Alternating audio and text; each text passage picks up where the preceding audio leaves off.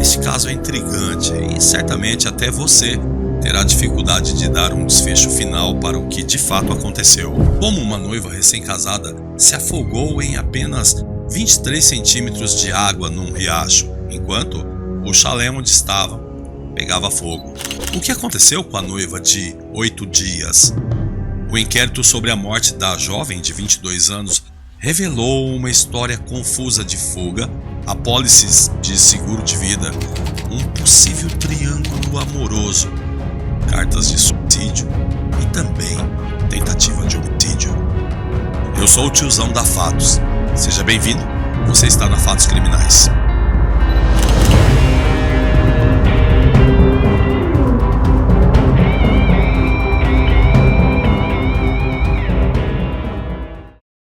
Christina Malcolm morava em Mimico, em Ontário, e trabalhava em um banco onde era descrita como uma funcionária competente.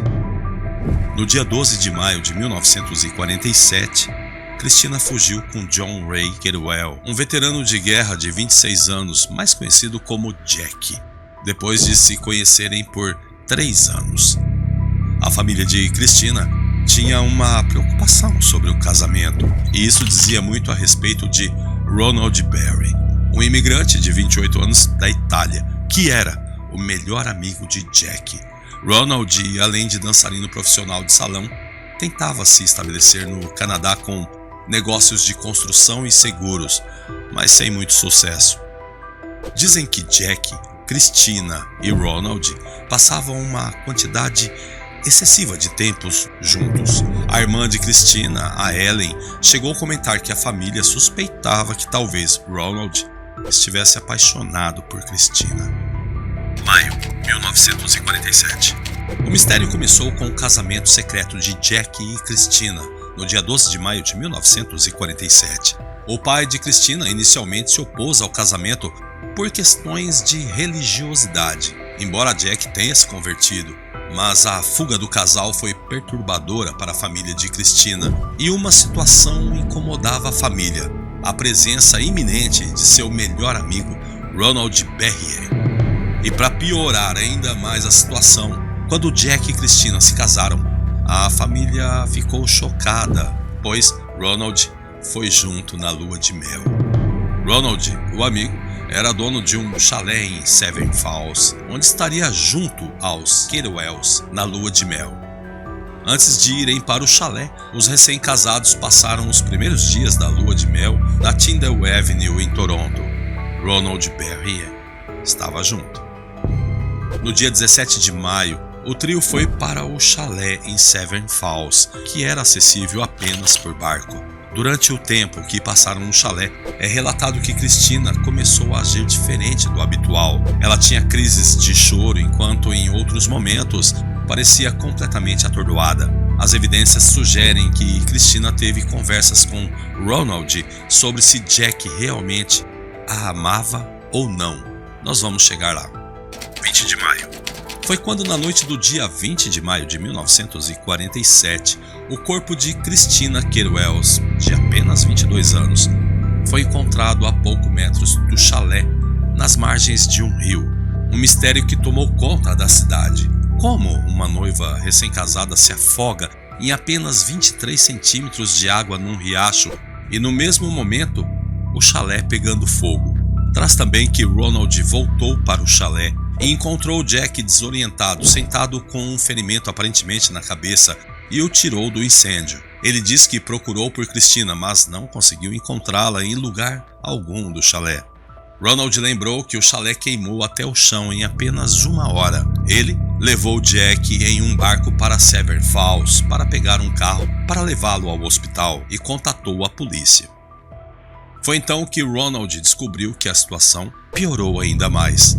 Naquela noite, o corpo de Christina foi encontrado em 23 centímetros de água, a poucos metros de distância do chalé. Ela foi encontrada por Neville Sweet, dono de uma casa de barcos na área. Seu corpo não tinha queimaduras ou qualquer sinal de violência. Uma autópsia oficial encontrou traços de codeína em seu estômago, que é um tipo de um analgésico, assim como a morfina, mas sua causa final de morte foi declarada afogamento.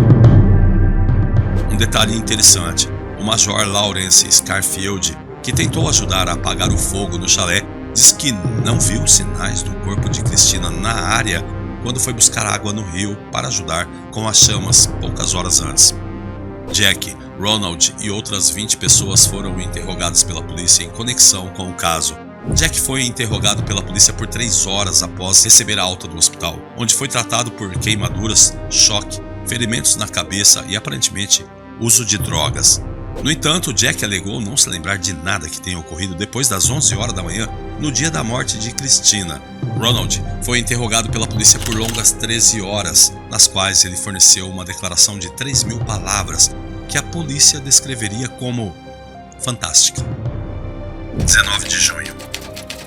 O inquérito dramático sobre sua morte começou quase um mês depois e atraiu grandes multidões ao tribunal em Bracebridge. Fotos do inquérito mostram espectadores sentados do lado de fora, incapazes de conseguir um lugar no tribunal lotado e até mesmo fazendo fila para obter autógrafos dos 2 homens. O interesse veio em parte da cobertura sensacionalista da mídia sobre o caso e foi estampado em todas as primeiras páginas do Toronto Daily Star. Hope, o advogado especial da coroa no inquérito, concentrou-se na presença obscura de Ronald desde o início. O advogado chamou de um mentiroso do tipo mais descarado, cuja figura sinistra permeia toda essa tragédia, mas cujo propósito e design estão envoltos em mistério. O inquérito revelou ainda uma série de transações financeiras inexplicáveis e duvidosas relacionadas a Ronald em um momento em que ele estava falido. Ronald foi nomeado como beneficiário em 2 apólices de seguro de vida, separadas de $5.000 para Jack e Christina, que foram feitas antes deles fugirem. As apólices tinham uma provisão de indenização dupla, o que significa que 2 vezes o valor seria pago a Ronald no caso de morte acidental, quando ajustado para a inflação de hoje, daria em torno de $260.000. Ele também comprou $5.000 de seguro para o chalé, ou seja, hoje em torno de $65.000. Jack e Christina Kedwells foram casados às pressas por um reverendo da Igreja Católica de San Leo em 1947. A polícia não conseguiu descobrir por que Ronald, amigo próximo de Jack, foi uma figura importante na facilitação da fuga deles. Outro detalhe também foi que Jack entregou suas gratificações de guerra ao amigo e um anel que ele pegou emprestado de um outro amigo casado para propor casamento a Christina. Esse nunca foi recuperado após a sua morte. Segundo consta, o anel valia cerca de $13.000 no valor de hoje. Mas por que Jack cortou a família do testamento, entregou os ganhos para Ronald e deixou seu amigo acompanhá-lo em sua própria lua de mel? As respostas fracas de Jack a essas perguntas não foram suficientes para satisfazer o advogado, mas uma declaração que ele fez à polícia após o incêndio ofereceu uma pequena janela para uma possível motivação: amor. Nessa declaração registrada como uma prova no tribunal, Jack admitiu um caso de longo prazo com Ronald Bay, mas quando confrontado com a prova, ele testemunhou que foi pressionado a admitir, dizendo que isso é o que a polícia estava tentando fazer entender.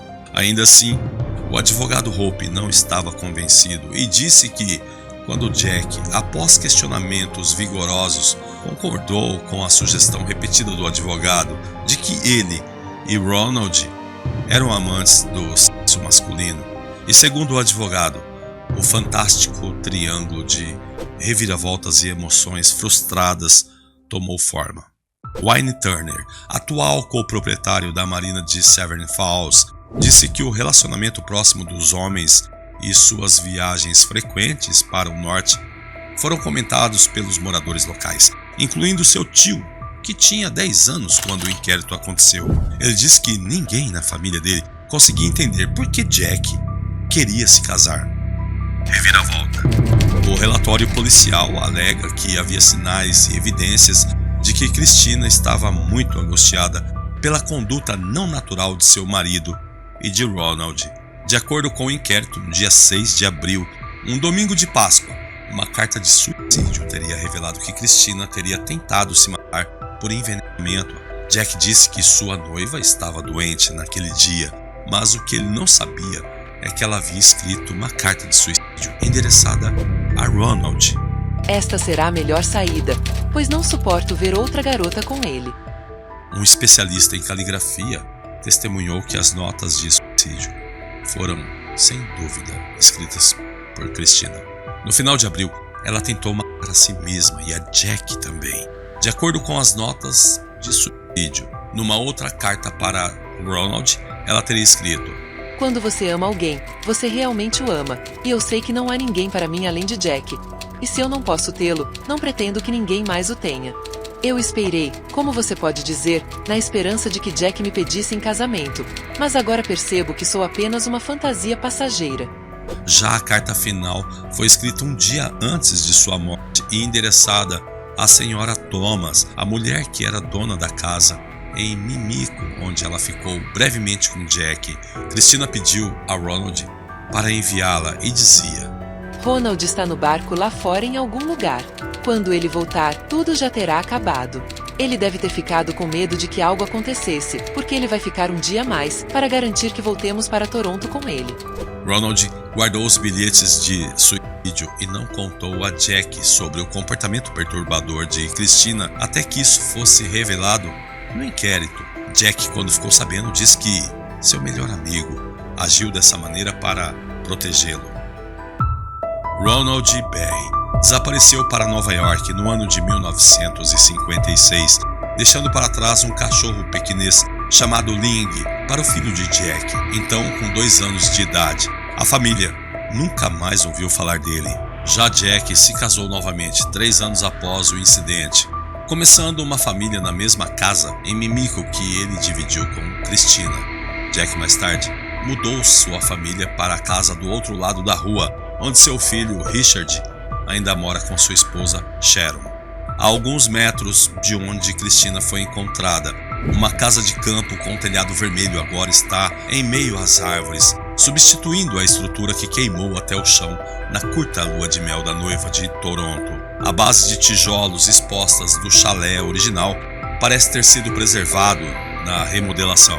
Após uma investigação detalhada e um inquérito, o júri não conseguiu chegar a uma conclusão sobre se a morte de Christina foi resultado de um jogo sujo.